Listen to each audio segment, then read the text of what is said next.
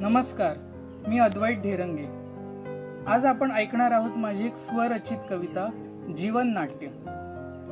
हे सर्वातीत ब्रह्मांड नायका, हे सर्वातीत ब्रह्मांड नायका, नमते ही कलाकृती तुझ्यापदी। शिंपीत तुझेच प्रतिबिंब, तुझाच गंध नि तुझाच स्वानंद। मन अचंबित करते ही कल्पकता, मन अचंबित करते तुझी ही कल्पकता। अरसिकांच्या म्होरक्यासही रसिक होण्यास भाग पाडते तुझी सृजनशीलता।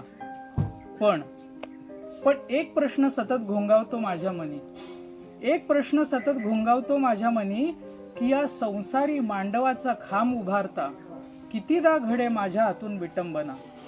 पण इतकी नाना मानवाकृती साकारण्याची तुझी किती घोर साधना हे दयाघना।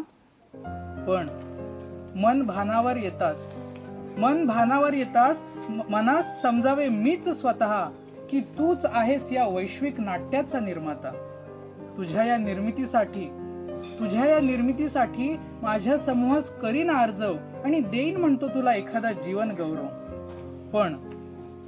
पण खंत वाटे आता मला एका गोष्टीची, खंत वाटे मला एका गोष्टीची, की तू साकारलेल्या पात्रास होत आहे त्यांच्या कर्त्याचेच विस्मरण।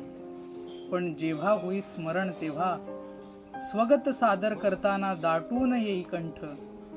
रसिकांनी गजबजलेल्या रंगमंदिराचा होय वाळवंट, आणि अखेर या नाटकाचा पडे पडदा। आता पुन्हा ऐकू येऊ तुझ्या कलामंदिरी नाविन्याची तिसरी घंटा। तुझ्या रंगीत तालमीत घडव कृतज्ञ अनंत शाश्वत कलावंत। टाळ्या शिट्ट्यांनी गजबजून उठो आसमंत। कलाकारांच्या अभिनयातून भासो तुझ्या लेखणीचा साज। त्यांच्या संवादातून जाणवो तुझ्याच आवाजाचा बाज। हे निर्मात्या ही माझी विनंती समज किंवा हट्ट। तुझ्याच स्मरणात संपो या कलाकाराचे जीवन नाट्य, तुझ्याच स्मरणात संपो या कलाकाराचे जीवन नाट्य। धन्यवाद।